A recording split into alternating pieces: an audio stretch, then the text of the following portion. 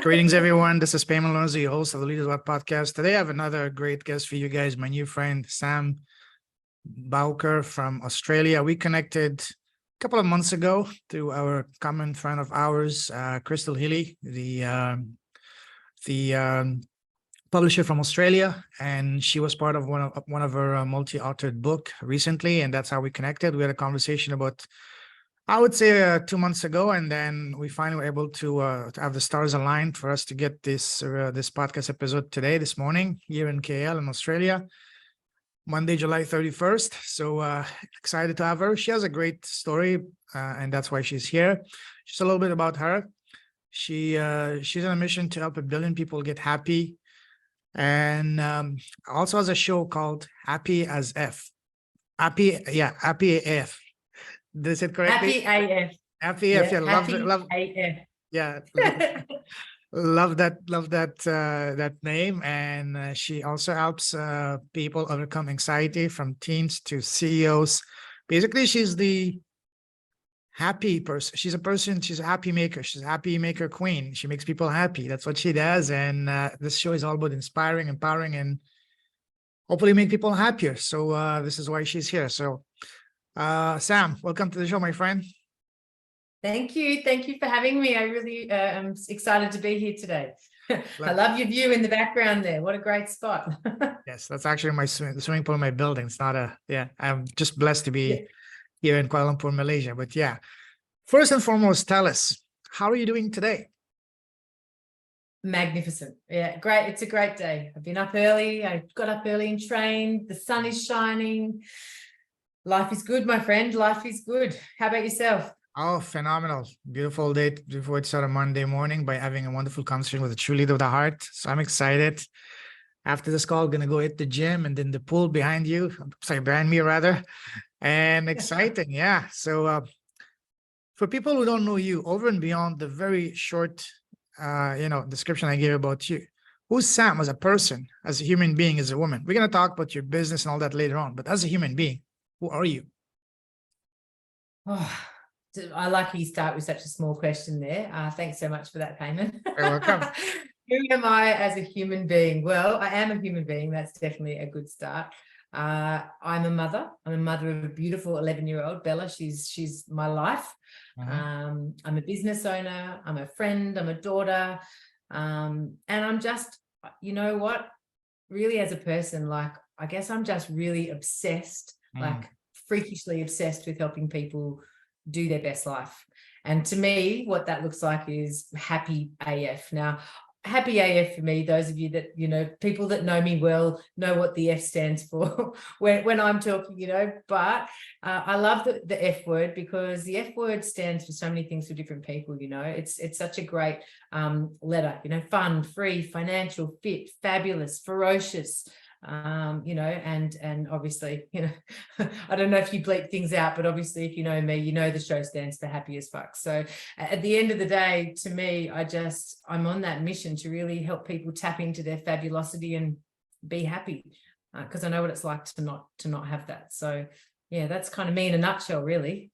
Beautiful. We'll unpack all that in a moment, but first I'd like to start off with asking you a series of rapid fire questions to further get to know you. Ready?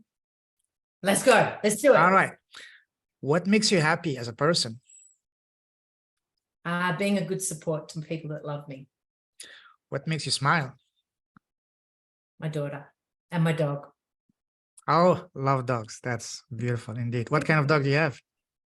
A Rottweiler. She's laying on my bed like the queen that she is. Her bed is on the floor next to me. She's on my bed. We have a dog. It is a big boy now. He turned 3 years old on July 14th. He's my sister's dog, and he's the most sweetest dog you can see. I called home yesterday, talked to them, and I said, "How's Leo doing?" That's his name. And my sister said something really made me laugh. She said, "He's chilling like a villain, Yeah. Chilling like a villain. Oh, I got to write that down. That's good. Chilling like a villain. He's just laying down. He's living his best life. My sister and her husband are working like crazy for him to have a great life. So my sister's saying, my next life, I want to be like Leo. You're taken care of, Me too. But you got to come back to the right owner though, right? Like my dogs. My dogs have great lives. Like, the average age of a big dog is about 12. My Yeah. last two big dogs lived to 16. Wow. So like my dogs live long, long lives. They're like, super happy. But have you ever realized that the word dog is God backwards, Yeah. right? Now, whether you believe in God or not, but if you believe in like God as being like love and like, all that there is, then like they're like little earth angels, right? There's Oh, just nothing like, there's pure love, pure oh, love.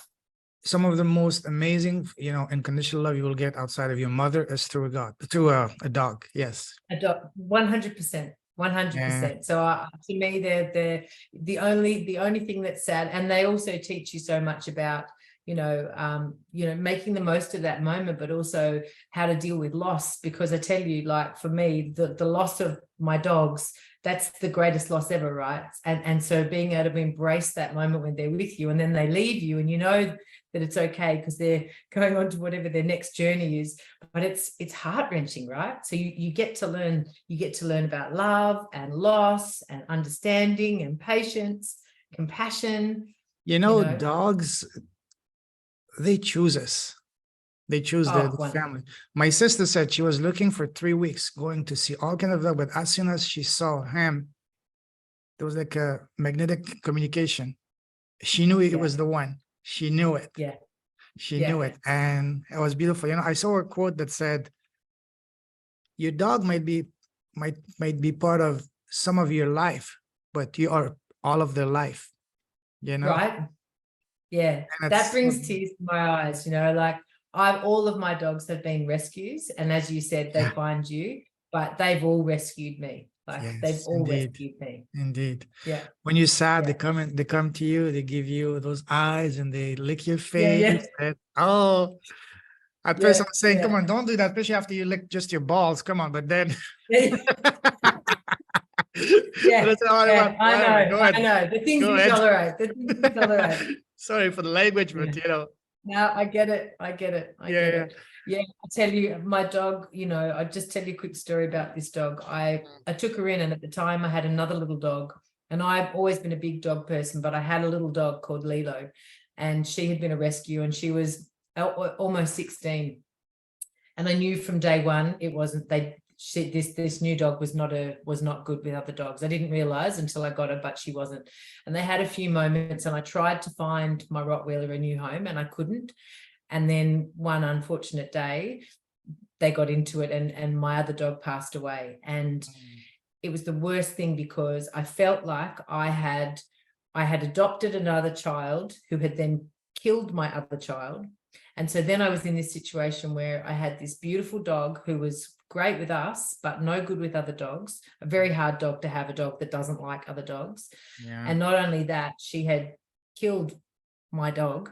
And Oh so no. now I had a dog killer. Yeah. And so I was in this situation. And the reason I share this with you is because I talk about, that a dog teaches us everything.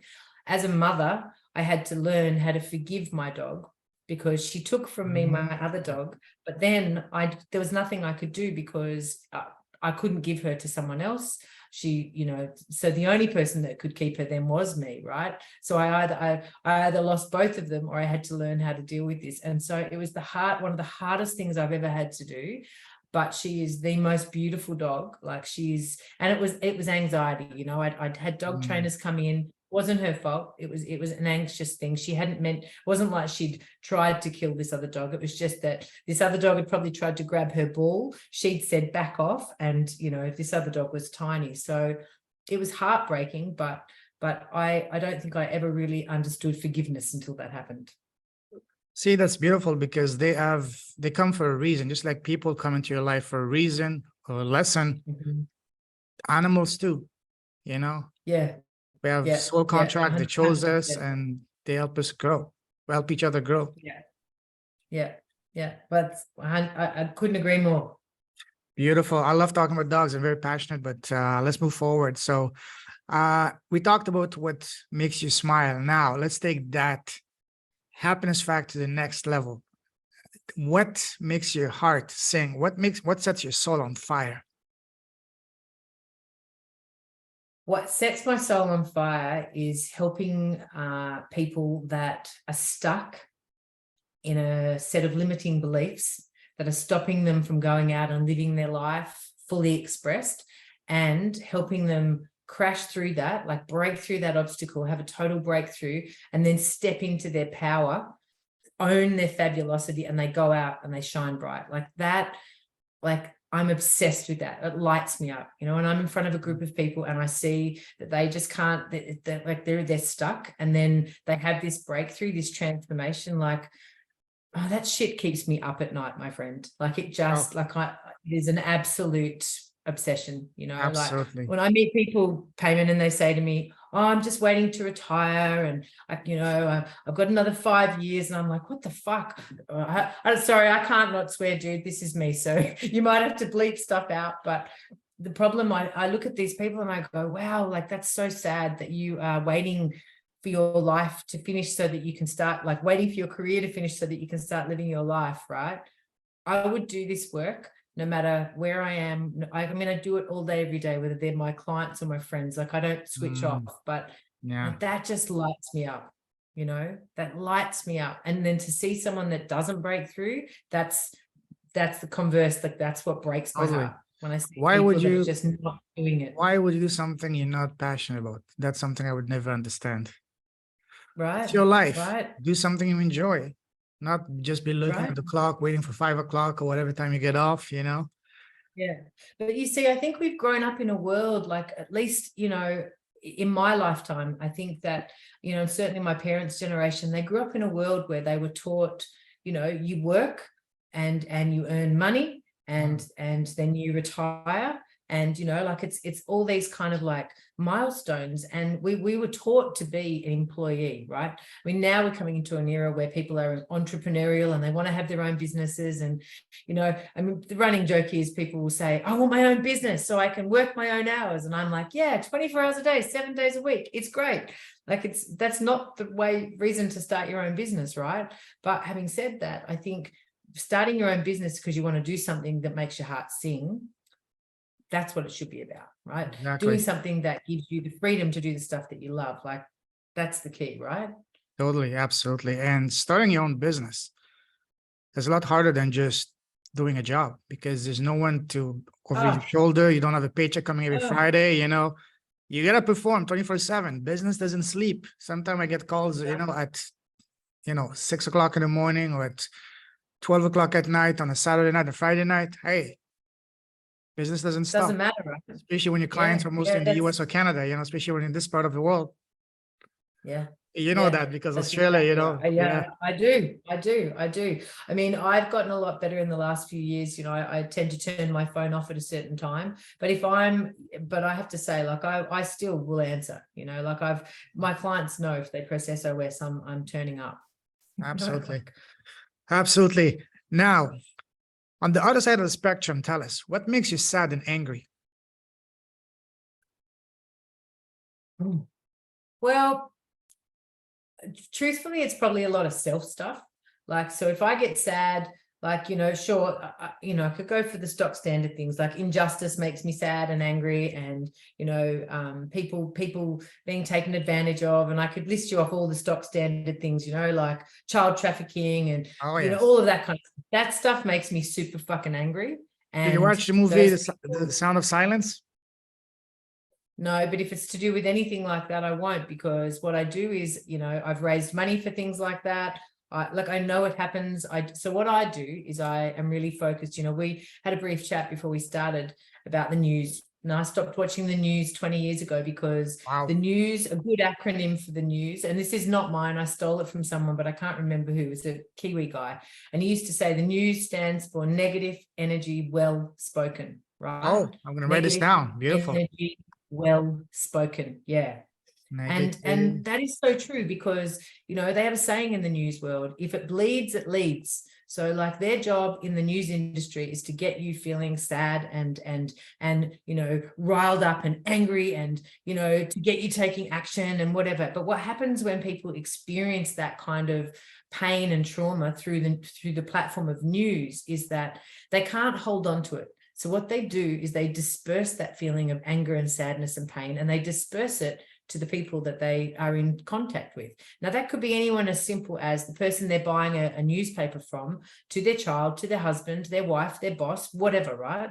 Because we as humans, we can't hold on to that much trauma and pain. So we dispel it, right? And we dispel it as anger or, venom, or just by sharing it, right? So when I think about what makes me sad and angry, the stuff that makes me sad or angry will be when I don't keep a promise to myself, right? Or when I let myself down. Like, those two things are probably the things that I get most sad and angry about, because that stuff I have control over. The other stuff is always there. And I do the things that I can to support them where I can. I'll either raise money or I'll, speak up where I can, but I won't just randomly talk about it, because to me that's useless, and all that's doing is riling up energy that's not helpful and causes what I classify as dis-ease within the mind and body, right? And I don't want to be feeling that. So Totally. yeah. I'm with you 100% on that. Just one thing I'd like to comment on that is very powerful. I mean, you just said all powerful stuff. You said self-confidence. For me, one of the greatest description of self-confidence I heard was self-confidence, the ability to keep promises to yourself. 100%. Yeah. 100%. A billion percent. I talk about Yeah. little, it is. It is, like there's this, like, your self-esteem account, right? Like, people talk, they'll come to me and they'll say, I have a problem with my self-esteem. I have a problem with my self-worth. And I'm like, listen, those two things are different. You're worthy. You were born, you came into this world, you're worthy, right? You made it, right? Thousands of other sperms didn't join together. They didn't become a child. You won So the you lottery, already have, you you Yeah. won the lottery, right? Yeah, but you're already like a gift. But self-esteem is all about keeping promises to yourself. And we understand a debit credit card, right? If we have a card and it's got $20,000 credit versus $20,000 debit, well, we feel good, right? When it's got 20,000 debit, not so good. We're like, oh, I've got to pay it back. And so if we say, I'm going to get up at 4:45 and I'm going to go to the gym, and then we don't do that, then we get a cross in our debit account, and it's about having more of the ticks than crosses. And even when we've got more ticks than crosses, we're still going to notice that cross. So we've got to train our brain to not look at the cross, because otherwise our brain is hardwired to look at that negative thing. So it's that constant making sure you've got more in your account to look at that's positive than negative, and then training your brain to focus over there, because you can have 50 positives and your brain's hardwiring will still want to look at that one thing you didn't do right. Absolutely. Absolutely. We'll talk about that in a moment. Tell us now, what scares you? Not living my life fully expressed. Indeed. What would you say is your number one personal superpower? Being able to connect with people. Ah, beautiful. Now, let's move forward. You like traveling, right? Love traveling. I'm going to take you now down a different type of traveling, down memory line. Go back to when you're growing up as a kid. When we're kids, people around us, family, relatives, teachers, friends always ask us, hey, Sam, what do you want to become when you grow up? What was your answer as a little girl to that question? I wanted to be an actress and I wanted to be a vet. Wow. Did you have any actresses as a model that inspired you? So I was really obsessed with Angelina Jolie when I was younger. But I wanted to be an actress because I felt like, sure, the fame and that sort of stuff played a small role, but it really was more about the fact that I'd made this decision that the people that had the power to affect change in the world were people that people would listen to. And I just saw that acting was a really great platform, because I knew as a child that I had this gift to get people to pay attention. And I thought, wow, if I could go and be an actress, then people would listen to me, and then I could affect positive change. Beautiful, beautiful. Now, growing up, what was your relationship with school? Did you love school or did you hate it?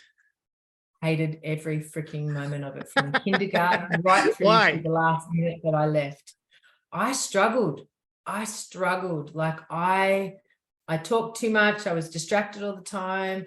I got bullied. I hate to be the cliche, but I did. I didn't fit in. I was the round peg, square hole. I struggled socially. Like I've been trying for years to not identify with ADHD, but the simple fact is, you know, I am as ADHD as they come, diagnosed and sometimes medicated, depending on, you know, how I'm feeling. But the reality is that someone in that position struggles a lot with letting people finish a sentence. So as a kid, you know, I was that kid that was always interrupting and always distracting and always struggling to pay attention. And, you know, so that made it very difficult for me socially. The teachers struggled with me. And I was also very mature for my age. So, you know, I think being kind of like, I have an 11-year-old now, and if you were to meet her and talk to her, you would think she was 15, 16. And that's what I was like. So you struggle with kids your own age because you're like, oh, these people are so dumb. What are they like? Ugh, they're talking about rubbish. I want to talk about, I was like, I marched to ban the bomb last week and saved the whales, and you kids are talking about freaking Barbies and like Tonka trucks. Do you know what I mean? Like, so I was a very impatient, intolerant kid. Did you have any subject that you enjoyed more than any others? Yeah, woodwork. I was really good at woodwork. Why? Is it I was something good you at started doing making at things. home yourself with family, or? No, we did it at school. Like we did. Yeah, I don't know. No, I did it at school, and I just liked it because it was a doing thing. I didn't have to sit there and listen. You know, I think the teaching system, it is changing. Like my daughter goes to a really different kind of school. She goes to a sports college. She does 2 hours sport every day. They do what's called self-directed learning. So, you know, she's killing it. She's doing great at school. But if in mainstream, like she went to 3 other schools before we got her into this one, and she struggled. But within the first week of being at this school, her teacher rings me and goes, oh my God, do you know how smart your kid is? I'm like, yeah, I do. But a teacher's never told me that. And it's because of the way, you know, they're giving her notes to read, and she's just like, oh man, this is boring. What is this? Absolutely. How's this going to help me? Yeah. Back in school when you were a student, what was your least favorite subject? Maths. Was it Without a because doubt. numbers bored you to death, or was it because of a teacher? I just didn't get it. It's like they could keep telling me, if they'd have put a $sign in front of it and maybe asked me to talk about how I was going to travel the world. Like, I just think they need to, and they're getting better at it. But if someone had said to me, listen, if you want to travel the world and you're going to get a world ticket, tell us how much is it going to cost? Where are you going to go? Like, that would have helped me with my geography. It would have helped me with my maths. Sure. I mean, I've struggled across the board pretty much with every subject. Yeah. I was a consistent D, E, G student, you know, across the board. It would be helpful if not helpful, but it would be a game changer if they made education something you can actually apply to real world, and not something that you will never use. Like you mentioned, put a $sign, show me how I can apply that to my life, make it interactive, make it fun, you know, not just a bunch of notes. Okay, memorize that and just repeat it as like a monkey or a parrot the next day. Because if you're memorizing and learning just for the sake of passing an exam, that's not learning. You don't give a damn about it.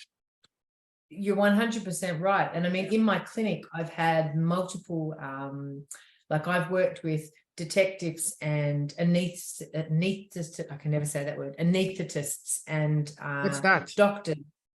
The people that put you to sleep when you have an operation. Oh, anesthetists. Okay, okay. Yeah. So like, you know, and doctors, all these people that have had to do exams, they come to me so that I can help them with memory and retention of memory. So we do hypnosis and a whole bunch of stuff to help them with that, because they're having to learn stuff that is not practical, right? And so they're just having to learn notes and notes and notes. And so like, I'm fortunate now, my daughter does a thing, it's called Big Picture. And it's where they basically take the kids. And so she's only 11, but she's talking about wanting to be a marine biologist. And so like they're starting to ask the kids, like, who do you want to be? What does that look like? And actually looking at, okay, so what's involved in that? So what does a marine biologist do? Why do you want to be doing that kind of stuff? And I think, you know, like everybody has a calling, right? Everybody that is on this planet has something. There is a reason that they are here. And really, if the schools, they've got 12 years to help these kids figure that out. If they did a better job at that, and it's not, you know, it's not the teachers are great, but the system is broken, right? Absolutely. If they did a better job at that, we'd be having way less kids coming out with anxiety, depression, and addiction problems. And we'd have people coming out, the leaders of tomorrow, knowing why and what they're supposed to be doing and where they could spend their energy, right? Totally. So fast forward to let's say we're in the same class in grade 10, grade 11 in high school. What kind of student were you back then? Were you like still the shy one, the nerd one, the Okay, I was never social, shy and I was never nerd. the No, superstar, the life of the party? by the time I was 15, I was probably pretty depressed and I was taking a lot of drugs. Oh So no. by the time I got to that age, I'd gone from, at 7, I was the shiny, very vivacious, very happy kind of kid. By 12, I was pretty sick of being told to shut up and quieten down and fit in. And, you're too much. You're too much, Sam. You're just too much all of the time. Tune it Just, down. Yeah. like calm down, stop talking so much. Just, and so by the time I was 15, I had discovered lots of drugs, lots of very versions of drugs, one of which was speed. And speed is essentially, not to get myself in trouble here, but what they give you when you have ADHD is a legal version of similar components to speed. Wow. So when I took speed, what it did was it allowed me to become the person everybody wanted me to be, which was calm. I could listen to a conversation. I didn't interrupt. And so I became a lot more tolerable for people. So everybody would comment, like my family would comment on, how much easier going I was. And so here I was now over here self-medicating, which is what I would call it today. I was self-medicating my anxiety because I was very anxious, right? I was out there talking and very talkative, but I was anxious underneath all of that. I cared what everybody thought about everything all of the time. And so when I discovered speed and I was able to do that, then all of a sudden I became this version of myself everybody liked, which sent a message to me that, okay, the real you, the authentic you is not likable, she's not lovable, and she's not acceptable.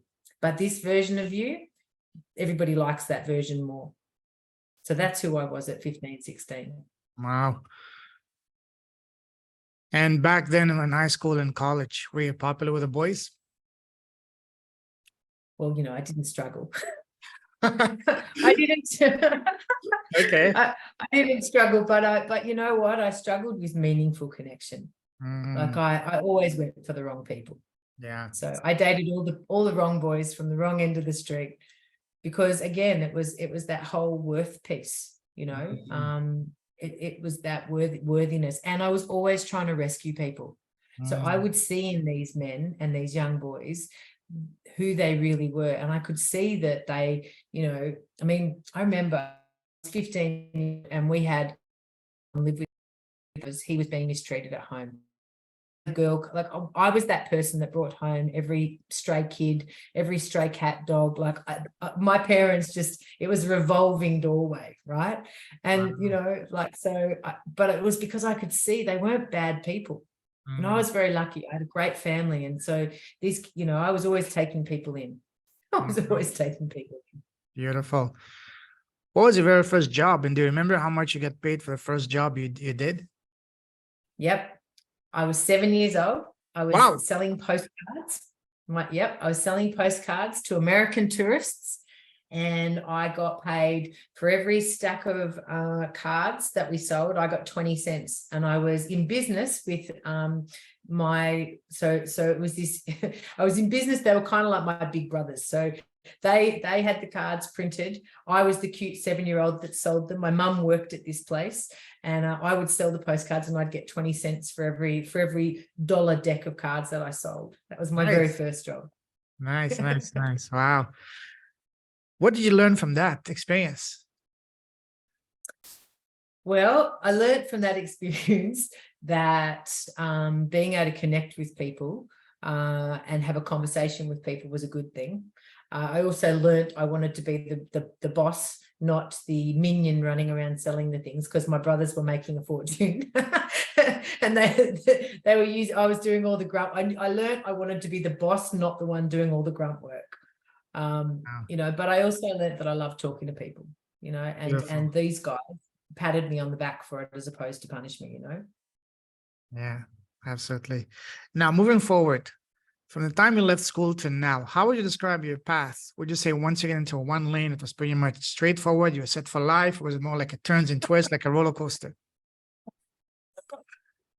Yeah. Is that more fun Yeah. that way? Yeah, it was a really big roller coaster. Yeah, it's a Great. big roller coaster that many times I've wanted to get off. Mhm.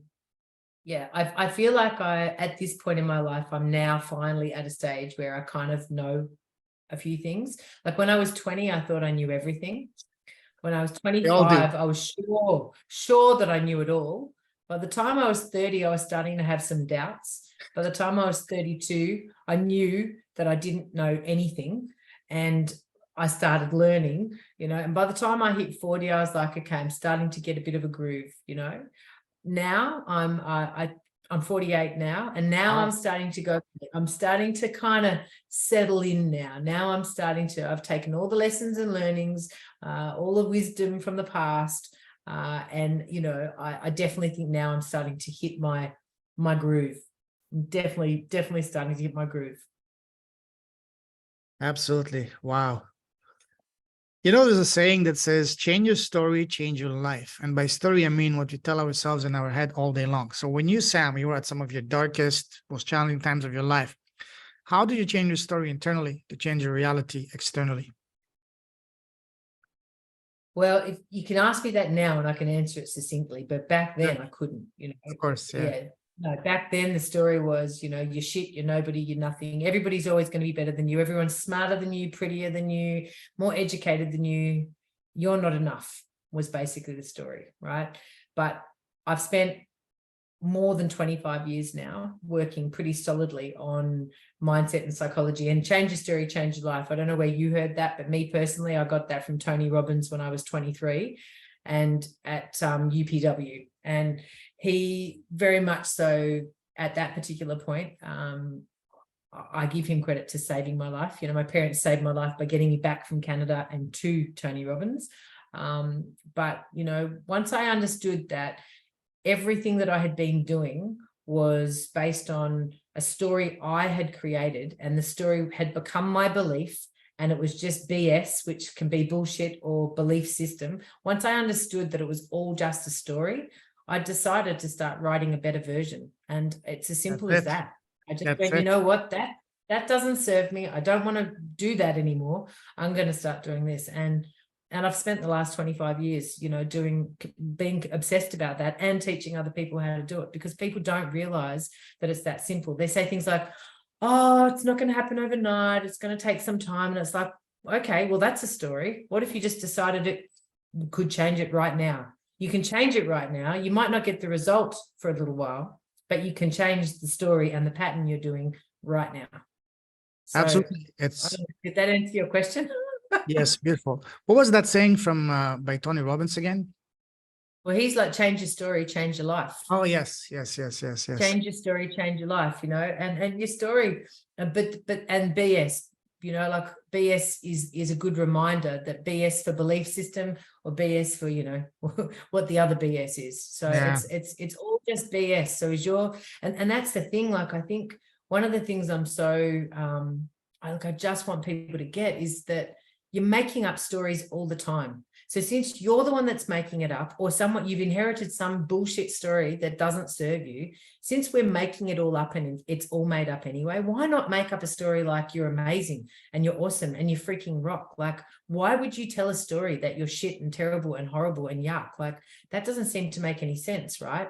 And so from my standpoint, I'm really motivated to kind of, I guess, teach people that it's as simple as first just recognizing that it's just a story. And then second, deciding, is that story going to serve you to get to where you want to go? And if it isn't, what story would you need? What would you need to change it to?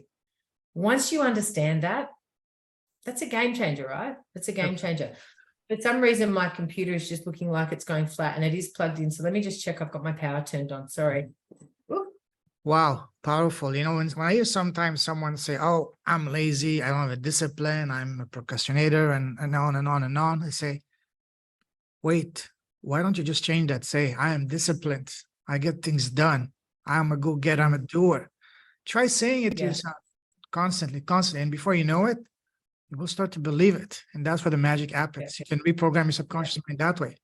Because just like you that's said, exactly right. you're the director of your own movie, your own script. Yeah, well, that's it. And I think once people understand that, like, you know, because I remember the first time I heard it, and when you first hear something like that, it just sounds like nonsense. You're like, what? Hang on a sec. Are you telling me that I've been living my life feeling really terrible about all this stuff, and what you're saying is I can just do that and change it? And they don't believe you. They think you're bullshitting them. And I understand, because I felt the same. But, you know, once you understand that it is really as simple, it's simple but not easy, right? You don't just immediately change the belief and then it feels like that. You need to change the belief, and then you actually need to go, okay, so now what are the actions I need to take to ensure that that actually happens, right? So for argument's sake, you know, I'm lazy, right? Okay, so if you want to change I'm lazy to I'm motivated, pick a particular area of your life where you would like to be motivated, and sit down and get really clear on, you know, what is motivation in that area of your life going to give you? Why does it matter to you? So you've got to get clarity on that first. Then you've got to figure out why it matters to you. You know, so what is it? Why does it matter? And then what do I need to do to actually make those things happen? What are the things I can put in place? So I think, you know, one of the great things I learned with Tony Robbins is he talks a lot about pattern recognition and understanding the patterns that you do, right? And so, you know, whether it's I'm lazy or I'm unmotivated or I'm undisciplined, discipline is something I really have struggled with in my life. And it's something that I work with, and it's something I continue to work with. But I can't do discipline if I'm not clear on why does it matter, right? I can't get up at 20:04 in the morning and go to the gym just so that my body looks good, because that's not a motivator for me, even though, yeah, that's a great side effect. But for me, it's like, no, I'm going to do this because I want to have lots of energy. I need to, you know, be able to think straight. I need my body to be strong. So that stuff will motivate me. But motivation is like it's a skill, like anything. So it's about getting clear, I think, you know, with any of these stories. Totally. Absolutely. Absolutely. Wow. Powerful. Now, let's move forward and talk about your impact. Tell us about your business and all the good stuff you've been doing so far. Sure. So back in 2015, I launched Central Coast Modern Hypnosis, which was a clinic based here on the Central Coast of New South Wales in Australia. And it really had one goal. It was a clinic that I wanted to help people beat anxiety, depression, and addiction, utilizing hypnosis, NLP, and coaching. And we did really well. Like, I started that business, and within a really short period of time, I was, you know, fully booked out with you know, a 3-month wait. And that, although that was really great, there was a problem with that, because I would get a phone call from someone who was talking about wanting to kill themselves, and I'd be like, sure, I've got an appointment in 3 months, right? And like, that's really not helpful. No. Right? It's, you know, I mean, we laugh about it, but I mean, that was the reality of the situation. So I got other people in working for me, working, you know, in the field that I work, and that worked for a while. And I've kind of gone around the world and back where that's concerned, with bringing in other practitioners and trying to get them to do the work that I do. And that is still kind of on the cards. I still have a clinic doing all of those things, but I realized that I can't help enough people that way, right? Like, that's not enough. Like, even if I work my ass off and work really, really hard, that's still only, you know, 300 or 400 people a year. And that's just not enough. That's not enough people. So fast forward to today, I still have that business, but I also have another business called Happy You Headquarters. And Happy You Headquarters is all about essentially creating, I want to create a global brand that helps people break free from all the things we discussed before, and live their happiest life. So utilizing, you know, online courses, retreats, which I currently run. So, you know, and I've got a show called Happy AF. So my ultimate goal is to essentially have a show that, you know, is whether it's a weekly show or what it is, or whether it's on, you know, like a Netflix mini series, something like that. I want to show people what they need to do to get happy. I want to bring in the experts and then just freaking teach them how to do it. I don't want it to cost a lot of money. You should be able to do this stuff for free. It shouldn't cost you anything, right? But you've got to treat it like you've paid 50 grand for it, because unfortunately, when people get free things, they often don't value it. So, you know, I'm big on giving free stuff out. But I'm also really big on saying, you know, when you get this free stuff, you got to value it like it's priceless. Like this podcast, for instance, people like, I listen to podcasts every day when I'm training, when I'm on the treadmill. I have a notepad. I've got a treadmill with a desk over it. So if Wow. I'm at my treadmill, I'm running on my treadmill, like I've got a notepad, I've got a pen, I've got my phone. And if I'm listening to a podcast, I'm writing stuff down. Sure. I have to jump off to the side, so I'm recording stuff. I mean, I noticed you're writing things down. Like, we're learning, right? It doesn't have to cost anything. There's Sure. never been a better time for people to get free resources. So I want to provide that. I want to be in a position where I can still, help people over here in my clinic with my other practitioners, but I want to be in a position where I can help people all over the world on a massive scale, whether they've got money or not. Beautiful. I love that. Tell us more about the structure of your program. Like, how long is it?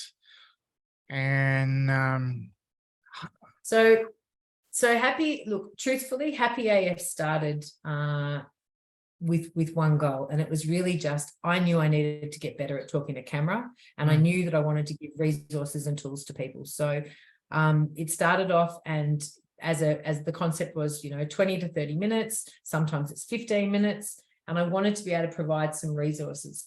So over the kind of last, I think we've got maybe 35 episodes, and I'm taking a break to restructure, because basically the intention originally was, okay, I mentioned at the beginning, the whole ADHD. I set myself a goal to consistently do it over a 12-month time frame. And for someone who, is sitting here that has ADHD, will relate with how hard it can be to stay focused and on track. Like, we're really great with the ideas. We'll start something and then we get distracted over here and then we start something else. So I didn't want to stress myself out. The structure was, I just started. So at the moment, episode, it'll be 20 me just sharing whatever is going on in my life that I think is going to serve around doing life happy.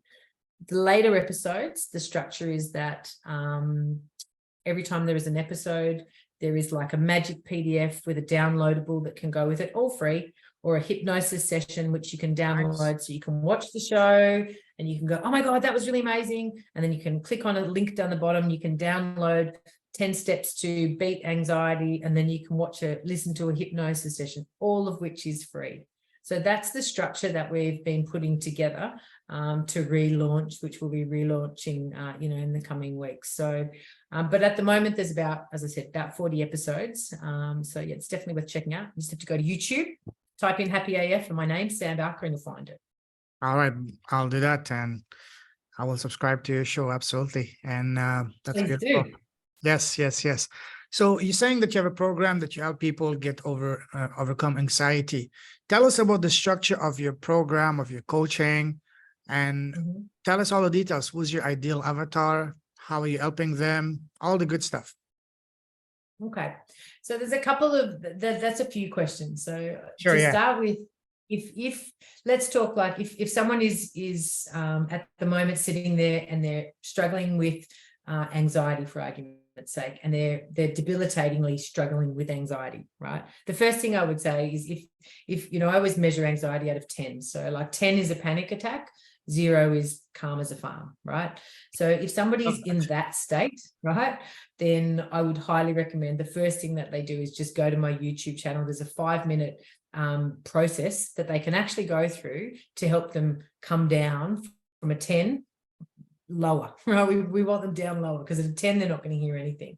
But then I've got a course called Unshakable Confidence, for example, and it's a 4-week program that's online called Unshakable Confidence in 4 weeks, and it's got videos and it's got downloads and it's got hypnosis and things that you can work on over that 4 weeks to basically create unshakable confidence.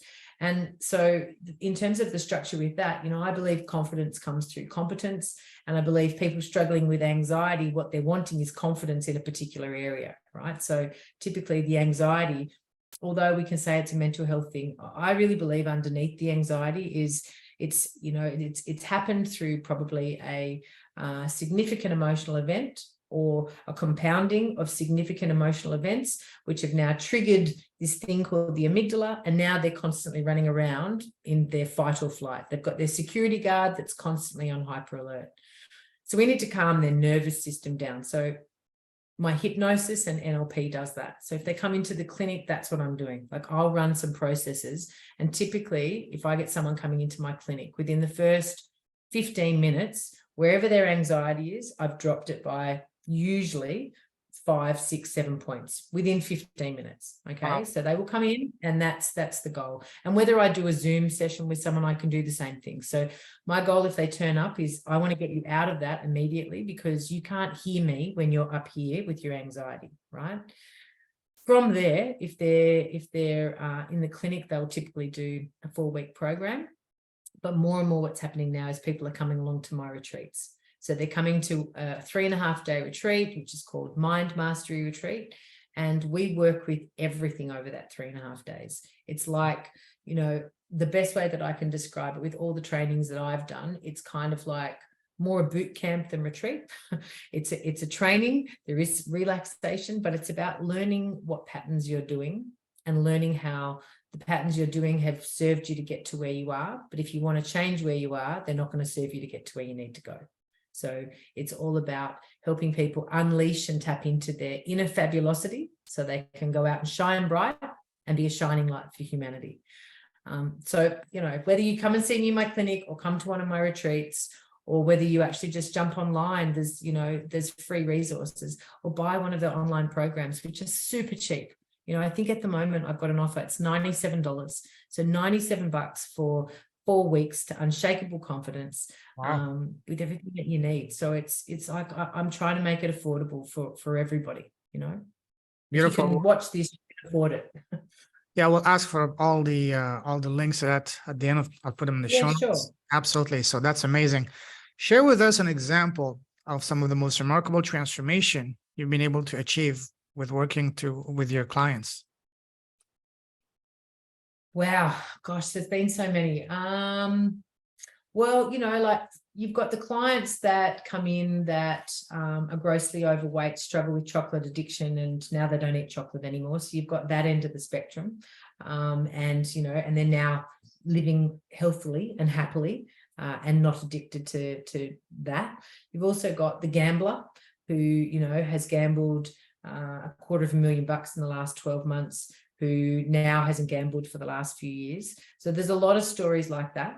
But then you've also got the person who, you know, is on the outside, seems incredibly successful, but they have this debilitating anxiety where they are afraid of their own shadow, you know, and after just a couple of sessions, you see them step into themselves, you know. And recently I had an experience with someone, and you know, we actually had mutual, because I live in a small town, right? So we actually had a mutual situation where our children actually were in the same class at school. And when she realized that, she was very nervous about that situation. And what was beautiful was she ended up coming along to my retreat. And this person, from the day that she arrived to the day that she left, not only was she a different person, but she was screaming from the rooftops to her daughter that she was actually at, you know, Bella's mummy's retreat, which she'd been wanting to keep so secret because she was so ashamed. And like, anxiety is natural. Like I cannot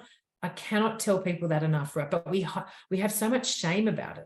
We have so much shame for feeling anxious. We have so much shame for overthinking things and worrying about things.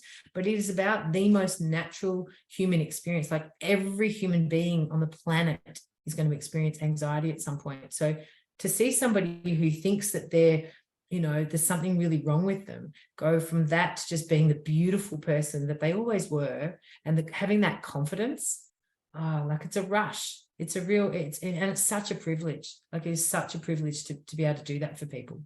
Absolutely. For me, the two greatest rewards of business, number one is the transformation and the impact I'm having in the lives of the people I work with. And number two is the beautiful friendships and relationships I build in the process. The money is icing on the cake. Yeah. It's not the cake. You know, when you do good, you help people change their lives, money is going to take care of itself.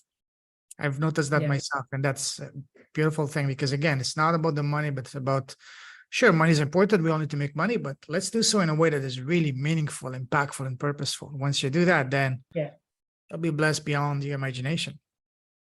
Right. I mean, how many people have you met that have a lot? Look, I used to have money back when I was 32 and I was miserable. That's why I Yeah. say like the aha moments, and I've met many people that are incredibly wealthy that are incredibly unhappy. Oh yeah. And conversely, I've met many people that don't have a lot of money that are actually very happy. So I think it really comes down to that, knowing that you are doing that thing that you were meant to do. Like, I feel, to me, that's my truest belief about anxiety is that if people are not living the life they're meant to be living, then they're living someone else's life. And living someone else's life, the impact of that is anxiety and depression, and then probably some level of addiction, because we don't like feeling not good.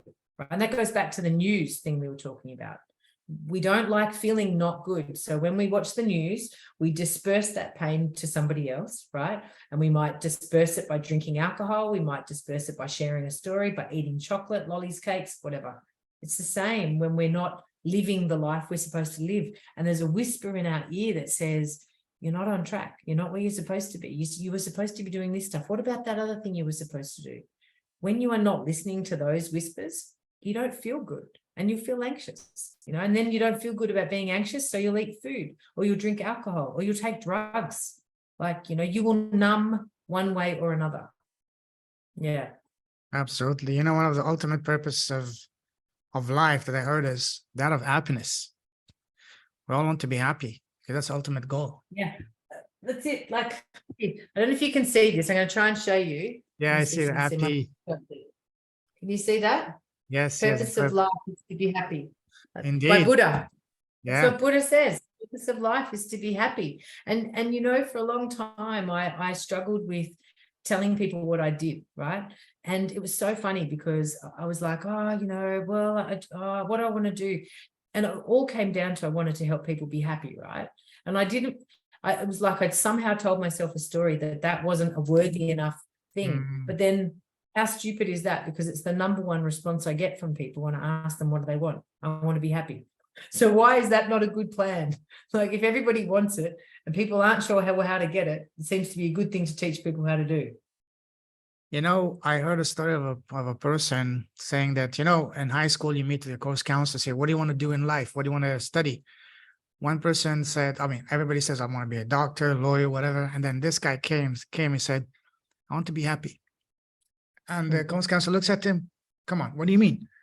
Just take something that you can actually do money with. I said, I want to be happy. The course counselor didn't get it. And that's the issue, When you pursue what makes you happy, the money is going to take care of itself. Yeah. Because you don't see it as work. Yeah. You would do it for free.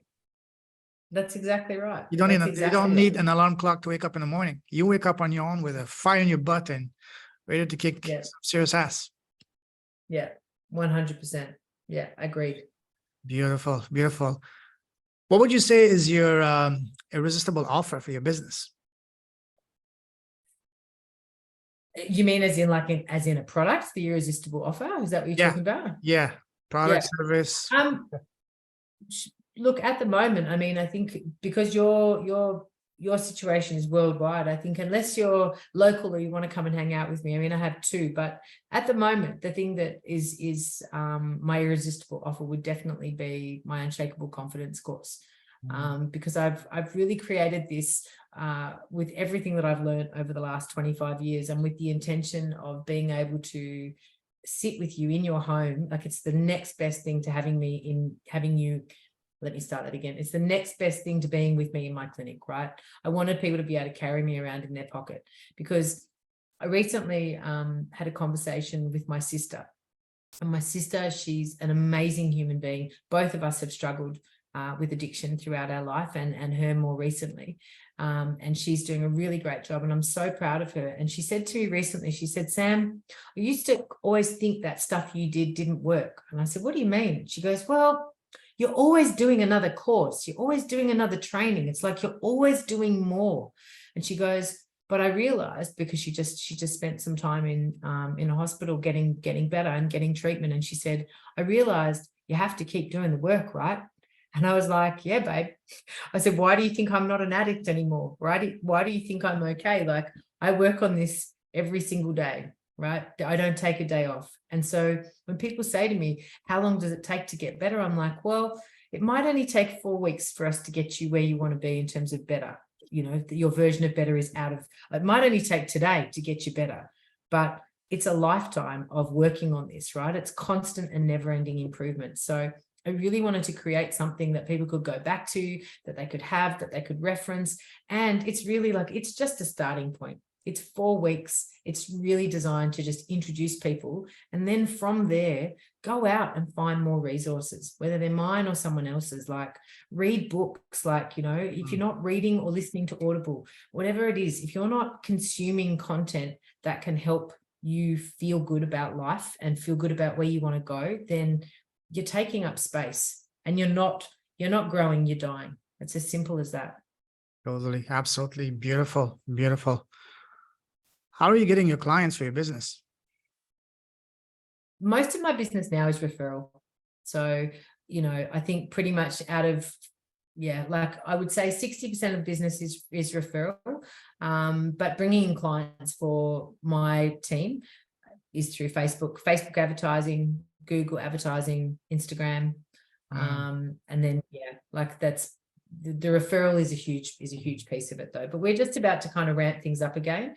It's gotten, you know, the world's gotten a bit interesting in the last, I don't know about what you've noticed, but certainly this year people are, you know, in our country, there's been an interest rate rise every month since the beginning of the year. So people are in pain. I don't watch the rest of the world, but people are starting to do it tough. Winter is here, which is why I've really wanted to. It's good though. I'm not grateful that winter is here, but the gratitude I'm taking from it is that it finally has made me create just online courses that don't have the live, you know, coaching component. They've got the online with the access to me. So that's something I probably wouldn't have done, but it's motivated me to do it, because I know that I need to help people that can't afford it, right?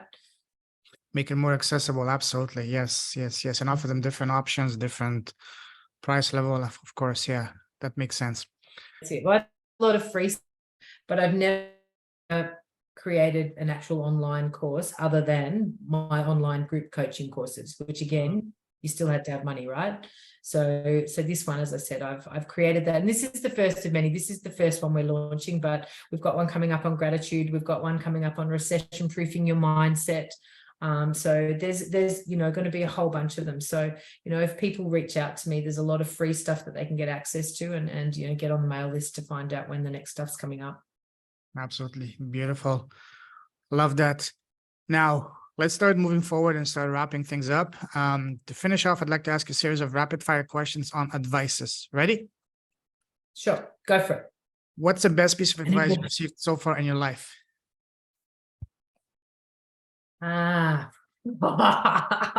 Rapid fire. Best piece of advice I have heard so far. Good, better, best. Never rest until your good is better and your better is best. Love that. Wow. Say that again. Good, better, best. Never rest until your good is better and your better is best. It's a quote from a poem. Love that. Yeah. Well, I have to write this down after I rewatch this. Beautiful. Now, what would you say has been so far the worst piece of advice you've received so far in your life? Wait until you have all your ducks in a row to take action. Oh yeah. And that never happens. Yes. Imagine that you were blessed with a time machine. You can go back in time and sit face to face with the 18-year-old Sam. What's the number one piece of advice you'd give to her, knowing all that you know now? 18-year-old Sam. Yes. You're amazing. You're awesome. You freaking rock. And you don't need to take drugs to fit in. Standing out is the key to success. Beautiful. Love that. Now, you have your own podcast. Imagine that today you're interviewing the most special person in the world, and which is yourself. What's the first question you want to ask yourself? Don't think too much. The first thing that comes to mind. Why'd you take so fucking long to get on with it? And your answer is? I couldn't get out of my own way. Absolutely. Love that. Now, the last question I'm going to ask you, and that's my favorite question to ask, and that is, What is the smallest thing you've done in your life? And by small, I don't mean something small. I mean the one thing that has had the greatest, most profound positive impact in both your life and business. For example, for me, it's been starting my podcast. What about you, Sam? Going and getting certified. Getting Mhm. certified as a clinical hypnotherapist and coach. Yeah, for sure. Beautiful, beautiful. So as a hypnotherapist, do you also do past life readings, past life regressions? Yes, I do, but not many, truthfully. I only when it's demanded upon, and only because it leaves up too much stuff for interpretation. Not that I don't believe in it, but there's people that really specialize in that. I'm more kind of like science-based and forward focused. I like stuff that's not left up to interpretation. I'm very results driven. So, but I have, and we've gotten amazing results, but it's not where I play. Beautiful, beautiful. If someone wants to connect with you, what's the best way to do so? Look, just type in my name and Happy You HQ into Google or Facebook or Instagram. So you'll definitely find me in any of those places. And again, or YouTube, like everything is the same. It'll be Sam Bowker, BOWKER, and then Happy You, Happy AF. You'll find me. So your show, your podcast on YouTube is Happy AF? So under my name, Sam Bowker, Happy AF. Beautiful. Yes, so my channel is my personal name, but the show is called Happy AF. Okay. One thing that I almost forgot to mention is that you mentioned that you were part of a multi-authored book with Krystal Hillie. What was your chapter on about? From innocence to addiction and back again. So it was all about the journey, how I knew everything when I was 7, and then I lost my way, and it took me until I was nearly 47 to work it out again. When did that book was launched? That's a great question. That's a good question. I think it was at the beginning of this year. I think it was March. Yeah, end of March. Beginning of April. And yeah, it reached #1 bestselling right away. Just like we did. We got Amazon bestseller, and I think in 5 or 6 different categories in 5 countries. Beautiful. Yeah. Congratulations. Cool. Feels good. Thank you. You're Thank you. I believe you've also just launched a book yourself. How'd that go? This is my book. This is based on my podcast. Some of the best stories, most inspiring, goosebump-inducing stories from the first 2 years. And 200 episodes on my podcast was launched last September. #1 on launch day, and multiple countries in 19 categories. So I'm very grateful for that. And now working on volume 2. So that's awesome. Blessing. I love it. Indeed. Congratulations. Thank you very much. Listen, Sam, I salute you. You're a true leader with heart. We can talk for hours and hours. I love your passion, your energy, your drive, your candid way of speaking. Keep shining your light. Keep blessing the world with your presence, your impact, your smile, your energy, with everything you're doing. Stay safe, stay awesome. God bless you. We're definitely going to be talking a lot more in the future. So as we say in Canada, have a fantabulous day. Take care. Thanks, Brad. Thank you for having me on. I appreciate it. All the best. You're welcome. Take care. Bye-bye.